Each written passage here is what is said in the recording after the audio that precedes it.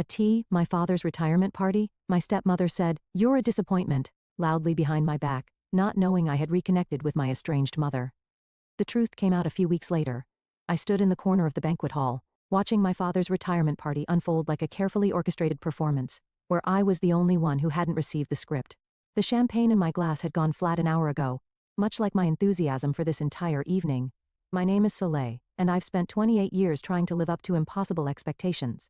Tonight was supposed to be different. I'd even worn the pearl earrings my father had given me for my 16th birthday, hoping they might serve as some kind of peace offering.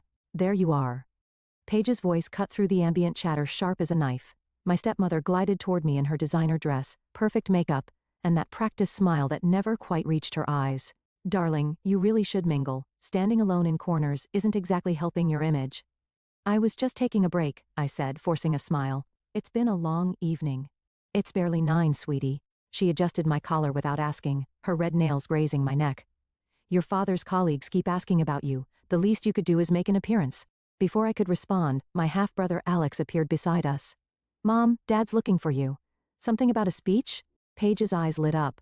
"Oh, of course. Fletcher always needs my help with these things." She hurried away, leaving behind a cloud of expensive perfume. Alex squeezed my shoulder. "You okay?" "I'm fine," I lied, just wondering how much longer I need to stay to maintain the facade of the perfect family. "Soleil," he started but was interrupted by the clinking of glass. My father stood at the center of the room, arm around Paige, looking every bit the successful businessman about to embark on his well-earned retirement. "I want to thank everyone for coming tonight," he began, his voice carrying across the room. 40 years at Phillips & Associates, and I couldn't have done it without the support of my beautiful wife Paige. I took another sip of flat champagne, trying to ignore the familiar ache in my chest. No mention of Mom, of course. No mention of how she'd raised me alone for years while he built his empire. As the crowd dispersed after the speech, I made my way to the restroom, needing a moment alone. But as I approached, I heard voices around the corner. "Just like her mother," Paige was saying to someone. "Fletcher tried his best, but you can't fix what's fundamentally broken. The girl's been nothing but a disappointment since day one." I froze, my hand gripping the wall for support. "That seems harsh," another voice responded. I recognized it as my Aunt Carol's. "Soleil seems to be doing well for herself." "Please." Paige scoffed. "She's 28, single, and still trying to make it as a writer. If it weren't for Fletcher's monthly checks, she'd be living in a cardboard box." My face burned. Those monthly checks were my inheritance from my grandmother, which my father managed. Something Paige knew very well. "I just wish Fletcher could see that all his efforts to help her were wasted," Paige continued. "Some people just aren't worth the investment." I backed away, bumping into a waiter who nearly dropped his tray of drinks. Mumbling an apology, I rushed toward the exit but crashed straight into my father. "Leaving already?" He frowned, straightening his tie. "The party's barely started." "I'm not feeling well," I managed to say. "You never are when it comes to family obligations." He sighed. "Your mother was the same way, always running when things got uncomfortable." The comparison to my mother intended as an insult felt like a lifeline in that moment.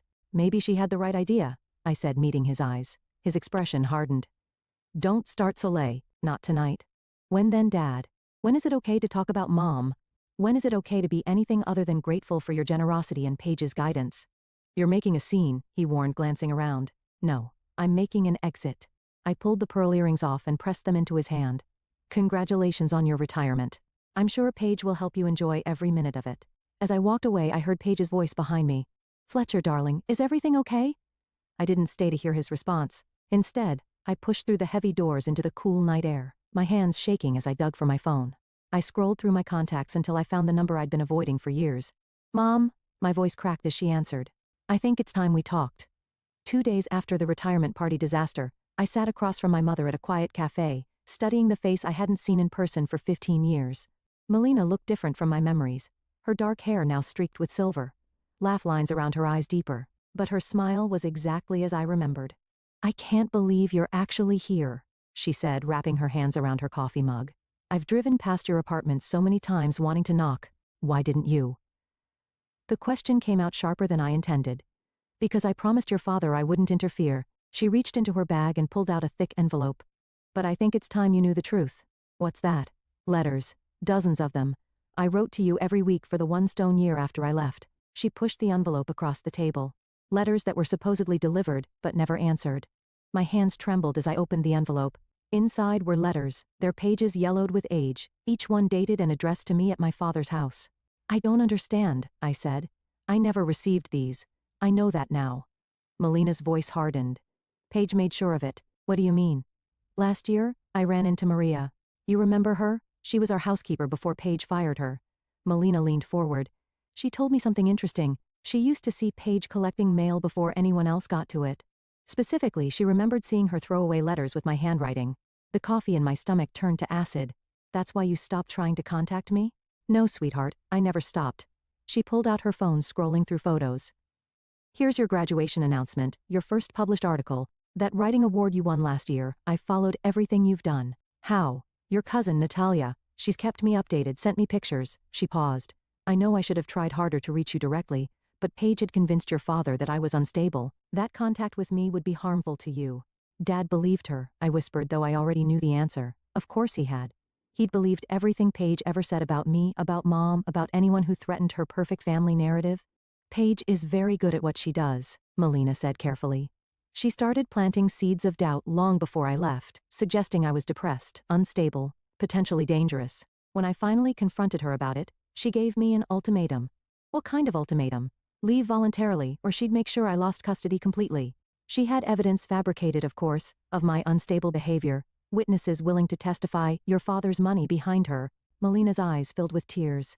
I thought if I left quietly I could fight it from outside, prove myself stable and responsible. I never imagined she'd manage to cut off all contact. My phone buzzed. A text from Alex. Where are you? Dad's freaking out about the earrings thing. I ignored it. Why are you telling me this now? Because you're ready to hear it, and because I have proof. She pulled out another envelope, this one containing what looked like legal documents. Your Uncle Sylvester, he's a lawyer now. He helped me gather evidence. Bank records showing payments to false witnesses. Emails between Paige and her friends coordinating their stories. Even a confession from one of them who felt guilty after all these years. I stared at the documents, my vision blurring. All this time, all these years of thinking you abandoned me. I know, baby. I'm so sorry. She reached across the table, taking my hand. I should have fought harder. No, I said, squeezing her hand. You did fight. Paige just made sure we never knew about it. My phone buzzed again. This time it was Paige. Your father is very disappointed in your behavior. Call him immediately. A cold clarity settled over me. Mom, I need your help with something, anything. These letters, the evidence, would you be willing to share them? All of it? She studied my face. What are you thinking? I'm thinking it's time everyone knew the truth about Paige. Not just what she did to you, but everything. The manipulation, the lies, all of it. I straightened in my chair, but I need to be smart about it. Strategic, you sound like your uncle. She smiled. He always says timing is everything in cases like this. Then let's talk to him. I stood up, gathering the letters and documents. I'm done letting Paige write our family's story. As we left the cafe, my phone buzzed one final time. A message from Natalia. Heard you finally met with Aunt Melina. Ready to raise some hell, cousin? For the first time in days I smiled. Hell wasn't just about to be raised. It was about to be orchestrated. Uncle Sylvester's office smelled like leather and coffee, and the wall of law books behind his desk made the perfect backdrop for our impromptu war council. Natalia perched on the edge of his desk while Mom and I sat in the visitors' chairs spreading out our evidence. This is quite the collection, Sylvester said, adjusting his reading glasses, bank statements, emails, witness statements. Paige wasn't as careful as she thought. People like her never are, Natalia chimed in. They get cocky. I picked up one of Mom's old letters. It's paper thin with age. I want to confront Dad with this. Today. Whoa, slow down. Sylvester held up his hand. Timing is crucial here. Your father's been under Paige's influence for decades. If we don't handle this right, he'll dismiss everything as a fabrication. The door opened, and Alex stepped in, making everyone jump. Sorry I'm late, he said, closing the door behind him. Had to make sure Mom didn't follow me. Alex? I stood up. What are you doing here? Natalia called me. He shrugged, looking uncomfortable in his suit and tie. Said it was time to pick a side. Natalia grinned. Told you he wasn't as blind as he pretends to be. Alex walked over to the desk, picking up one of the documents. I've suspected something was off for years. The way Paige, always controlled the narrative. The way she'd intercept mail and screen calls. He looked at me. Remember when your college acceptance letters mysteriously got lost in the mail? That was her. Found them in her desk drawer while looking for stamps. He sat down heavily. I should have told you then, but she's your mother, I finished. I get it. She's also a manipulative liar who destroyed my sister's relationship with her mother, he said firmly. That matters more. Sylvester cleared his throat. Alex's involvement changes things. We now have an inside perspective that could be crucial. More than that, Alex added. I have access to her computer. She's not as tech-savvy as she thinks. Found some interesting emails between her and her friend Sandra about their story alignment regarding Melina's departure. Mom's hands trembled as she reached for her coffee. Sandra was one of the witnesses who claimed I was unstable. Got those emails right here. Alex pulled out a USB drive along with some interesting financial records I found while helping Dad with tax preparation. Sylvester plugged in the drive, scanning the contents. This is excellent, but we still need to be strategic about the reveal. Dad's hosting a family dinner next weekend, Alex said, celebrating his first week of retirement. Everyone will be there. Natalia's eyes lit up. Perfect timing. Public enough to prevent a cover-up, private enough to maintain dignity. I don't care about dignity, I snapped. I care about justice. Justice without strategy is just revenge, Sylvester said quietly, and revenge has a way of backfiring. My phone buzzed. Another message from Paige. Family dinner next Saturday. Wear something appropriate. We need to discuss your recent behavior. She's planning something too, I said, showing them the message. She won't let the retirement party incident go unanswered. Then we'll be ready, Mom said, her voice stronger than I'd heard it all day. All of us. I should head back. Alex stood up. Dad's expecting me for lunch, but first he pulled out his phone, scrolling through photos until he found what he wanted. Remember that antique box Paige keeps in her closet? The one no one's allowed to touch? We gathered around his phone. The photo showed a collection of letters, cards, and what looked like birthday checks, all addressed to me. There's more. He swiped to another photo. College fund statements. Looks like Grandma left you way more than what Dad's been giving you monthly. The room went silent. Even Natalia looked shocked. That's theft, Sylvester said finally. Clear and documented theft. I gripped the edge of the desk, my knuckles white. All these years of her calling me a financial burden. While she was literally stealing your inheritance, Natalia finished. That's going to play really well at dinner. Alex headed for the door, pausing with his hand on the knob. Sis? For what it's worth, I'm sorry it took me so long to step up. You're here now, I said. That's what matters. After he left, Sylvester began organizing the documents into folders. 1 week to prepare. We'll need every minute. What do we do first? I asked. First, he smiled grimly. We make copies, lots of copies. Then we plan exactly how this story is going to unfold. I looked at the evidence spread across his desk. Years of lies and manipulation reduced to paper and pixels. Paige always said I was just like my mother. You are, Natalia grinned. You're both fighters, and this time you're fighting back together. The day before the family dinner, I met Dad for coffee at his request. He chose the same cafe where I'd reunited with Mom, though he didn't know that. He was already there when I arrived, looking oddly diminished without his usual business suit. You're late, he said, pushing a cappuccino toward me. Traffic. I sat down, noting the dark circles under his eyes. You wanted to talk? Paige is worried about you. He stirred his coffee unnecessarily. She says you've been avoiding her calls. I've been busy. Too busy to return any of my calls either? He leaned forward. What's going on with you lately, Soleil? First the scene at my retirement party, now this distance. Maybe I'm just tired of pretending, I said, watching his reaction carefully. Of acting like everything's fine when it's not. He frowned. What's that supposed to mean? Did you ever wonder why Mom really left? His face hardened. We're not discussing your mother. Why not? Because Paige said so? I pulled out one of Mom's old letters. Not the original, but a copy. Did you know about these? He stared at the letter, recognition flickering across his face. Where did you get that? From Mom. There are dozens more letters she wrote to me that I never received. Wanna guess why? Your mother abandoned us, he said, but his voice lacked its usual conviction. She was unstable.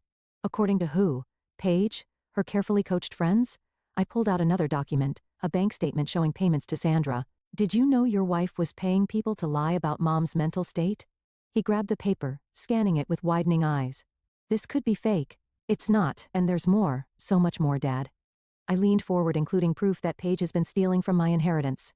The color drained from his face. What? Ask her about the antique box in her closet. Ask her about Grandma's college fund. I stood up. Or better yet, come to dinner tomorrow and see all the evidence for yourself. Sit down, he said sharply. You can't just drop something like this and walk away. Why not? Isn't that what everyone's been doing to me my whole life, dropping bombs and walking away? I grabbed my bag. For once, Dad, try looking at the evidence instead of just believing what Paige tells you. My phone buzzed. A text from Alex. Mom's going through your old room looking for something specific. Seems panicked. I showed Dad the message. Looks like someone's getting nervous. He stared at the phone, then at the documents, then back at me. I need time to process this. You've had 20 years to process the truth. You just chose not to see it. I headed for the door, then turned back. Oh, and Dad? Maybe ask Paige about Maria. our old housekeeper. She has some interesting stories to tell. I left him sitting there, staring into his coffee cup. Outside, Natalia was waiting in her car. How'd it go? She asked as I climbed in. Phase 1 complete. He's rattled. I checked my phone, 3 missed calls from Paige already. Alex says she's searching my old room, probably looking for anything she might have missed. Any evidence she didn't destroy. Natalia pulled into traffic. Uncle Sylvester's got Maria ready to go for tomorrow. She'll be there right after the main course. Perfect timing for dessert, I said grimly. How's Mom holding up? Nervous but ready. She and Sylvester are finalizing everything now. She glanced at me. You sure you want to go through with this? It's going to get ugly. It's been ugly for years. At least now it'll be honest. My phone buzzed again, this time a text from Dad. We need to talk more about this. Soon. He's cracking, Natalia observed. Paige must be losing her mind right now, watching her perfect world unravel. We pulled up to my apartment, but I didn't get out immediately. What if we're wrong? What if this backfires? Then we'll deal with it. Natalia squeezed my hand. But we're not wrong. Alex has the proof. Maria has the testimony. Mom has the letters. And you? She smiled. You have the truth on your side. Truth isn't always enough. No. But combined with bank fraud, witness tampering and documented theft? She raised an eyebrow. That's more than enough. My phone lit up with another text, this one from Alex. Found something interesting in Mom's shredder, bringing it tomorrow. Get ready. Looks like the universe is on our side, Natalia said. Get some rest. Tomorrow's going to be one hell of a family dinner. I stepped out of the car, clutching my bag of evidence. Hours until everything changed, hours until the truth finally came to dinner. The dining room felt smaller than I remembered, crowded with tension and unspoken words. Paige had outdone herself with the table setting, her best china, crystal glasses, and fresh flowers arranged just so. A perfect facade, just like everything else about her. Wine, darling. She held the bottle over my glass, her smile tight. No thanks. I want to keep a clear head tonight. Her hand trembled slightly as she moved to fill Dad's glass instead. He hadn't looked directly at anyone since we'd arrived, focusing intently on his water glass as if it held the secrets of the universe. Alex sat across from me picking at his salad. Next to him, Natalia chatted cheerfully about nothing important, playing her part perfectly. Uncle Sylvester had texted that he was running late, all according to plan. So Soleil. Paige set down the wine bottle with a little too much force. I heard you've been meeting with some interesting people lately. Have you been having me followed?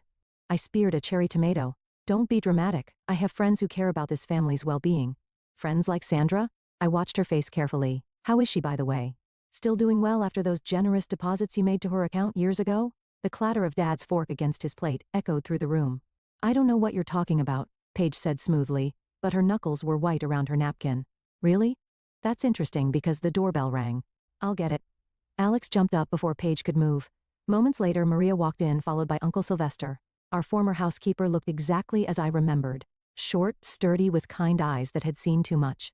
What is she doing here? Paige stood up so quickly her chair scraped against the floor. Maria, Dad said softly, finally looking up. It's been a long time. Too long, Mr. Phillips. Maria clutched her handbag. I have something to say. This is a private family dinner, Paige snapped. You need to leave. Actually, Sylvester stepped forward. Maria is here as a witness. She has some very interesting things to share about her time working in this house. Witness? Paige laughed, but it sounded hollow. This is ridiculous. Fletcher, do something. Dad didn't move. Let her speak. Maria took a deep breath. I saw you, Mrs. Phillips. Every morning for years going through the mail before anyone else woke up. Taking letters addressed to Soleil. Burning them in the garden. That's absurd. Paige sputtered. Fletcher, you can't believe. I kept one. Maria continued opening her bag. Just one because the envelope was so pretty with pressed flowers drawn on it. I felt guilty for years about not giving it to Soleil, but I was afraid of losing my job. She pulled out a faded envelope. It's a birthday card from her mother. The room went silent. Dad reached for the envelope with shaking hands. While we're sharing, Alex stood up pulling papers from his jacket. I found these in the shredder last night. Didn't have time to piece them all together, but the bank letterhead is pretty clear. Something about a trust fund. You went through my private papers? Paige's voice rose an octave. Like you went through my room yesterday? I countered. Looking for evidence you might have missed? I don't have to listen to this. Paige pushed back from the table. Fletcher, we're leaving. Sit down, Paige. Dad's voice was quiet but firm. I want to hear the rest. The rest? She laughed hysterically. There is no rest. This is obviously a coordinated attack on me, on our family. Our family. I stood up slowly. You mean the family you created by destroying mine? By paying people to lie about my mother? By stealing my inheritance? Everything I did was for this family. No. a new voice said from the doorway. Everything you did was for yourself. Mom stood there looking elegant and composed with more documents in her hands. Paige's face went from red to white. You can't be here. The restraining order? Expired 15 years ago, Sylvester cut in, and was based on false testimony anyway, as Sandra recently admitted in a sworn statement. Sandra would never. She did, I interrupted. Turns out guilt catches up with people eventually, just like karma. Fletcher. Paige turned to my father, her voice desperate. You can't believe these lies. After everything we've built. Built on what, Paige? He finally met her eyes. On manipulation, theft, destroying evidence? He held up the birthday card from Mom. On keeping a child from her mother? The perfect facade finally cracked. Paige's face contorted with rage as she grabbed her wine glass and hurled it against the wall, red liquid streaming down the expensive wallpaper like blood. You want the truth? She screamed. Fine, let's tell the truth, all of it. Alex caught my eye and nodded slightly. Everything was falling into place, exactly as planned. The real show was about to begin. The truth? Paige paced the dining room like a caged animal. The truth is, I saved this family. Your precious Melina was weak, pathetic, always crying about her art and her dreams, while Fletcher worked himself to death. That's not true. Mom stepped fully into the room. I supported Fletcher's career. I raised our daughter while he built his business. You were holding him back. Paige whirled around. I saw his potential. I knew what he could become with the right guidance. You mean with the right manipulation? I said. Tell them about Sandra Paige. Tell them how you orchestrated the whole thing. She laughed high and brittle. Sandra was easy. They were all easy. A few $1,000 here, a promised promotion there. People will say anything if you make it worth their while. Dad's face had gone ashen. You paid people to lie about Melina's mental state? I created a narrative that would hold up in court, Paige snapped. One that would let you focus on your career without her emotional baggage dragging you down. And the letters? I pressed. The inheritance? You want to talk about money? She stormed over to the sideboard, yanking open a drawer.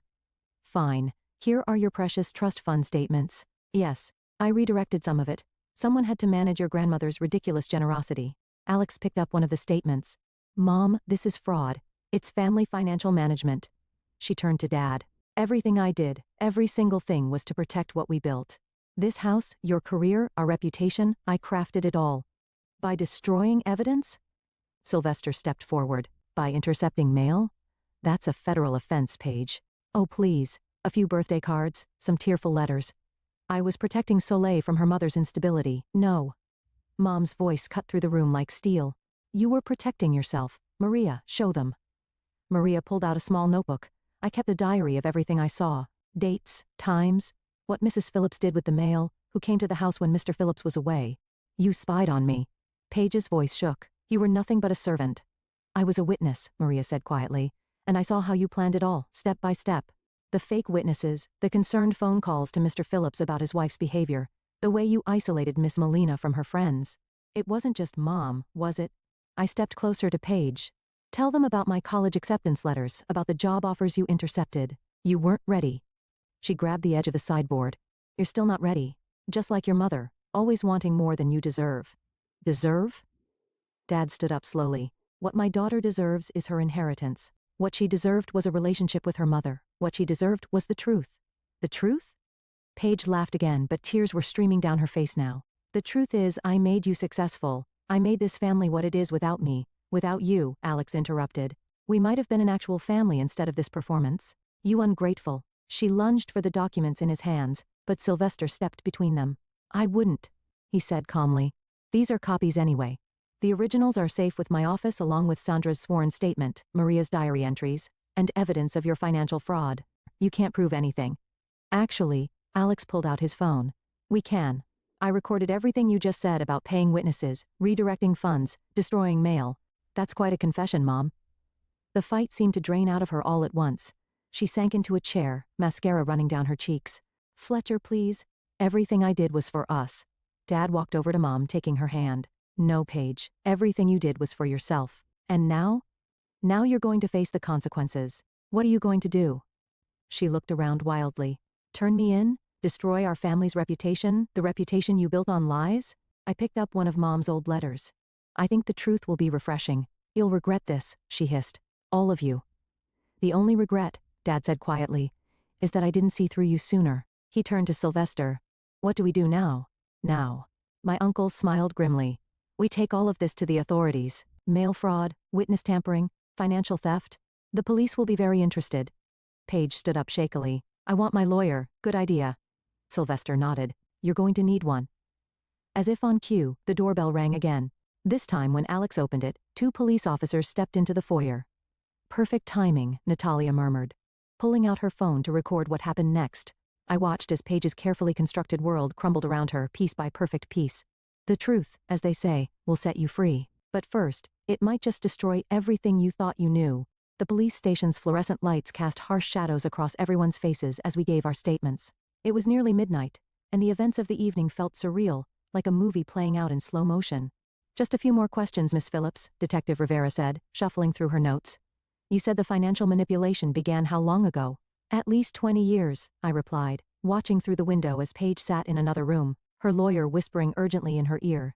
But we only discovered the full extent recently. And the witness tampering? That started even earlier. Mom's voice was steady beside me. Sandra's statement confirms it all. The detective nodded, making more notes.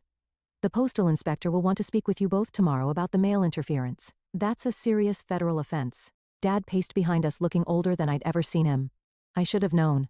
All those years I should have seen what was happening. She was very good at what she did, Alex said from his corner. He hadn't stopped watching Paige through the window. She had everyone fooled. Detective Rivera closed her notebook.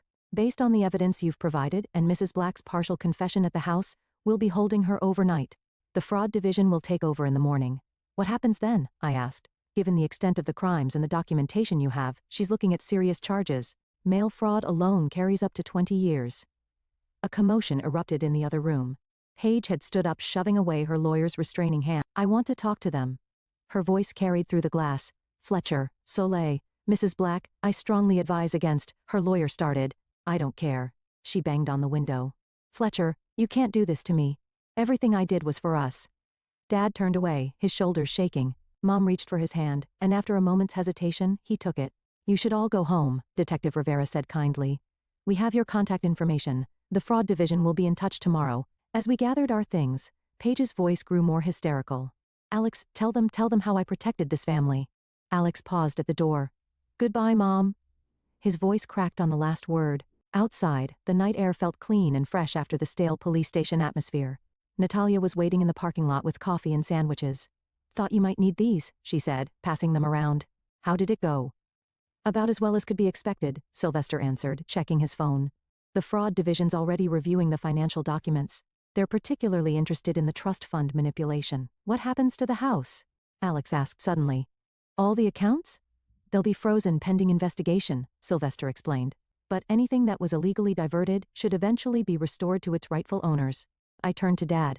Where will you stay? He's coming home with me, Mom said firmly. We have a lot to talk about. Dad looked up surprised. Melina, not tonight. She shook her head. Tonight we all need rest, but soon. I have a spare room, Alex offered. If you'd prefer? Dad shook his head.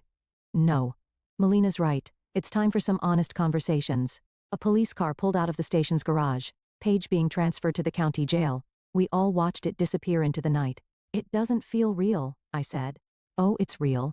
Natalia pulled out her phone, already trending on local social media. Prominent businessman's wife arrested for decades of fraud and manipulation. Great, Alex groaned. Just what we need. Actually, Sylvester interjected. Public exposure might help prevent her from trying to spin this her way. The truth is already out there. Mom squeezed my hand. Are you okay? I don't know, I admitted. It feels like waking up from a very long nightmare. For all of us, Dad said quietly. He looked at Mom, then at me. I know it's not enough, but I'm sorry, so incredibly sorry. It's a start, I said. Alex checked his watch.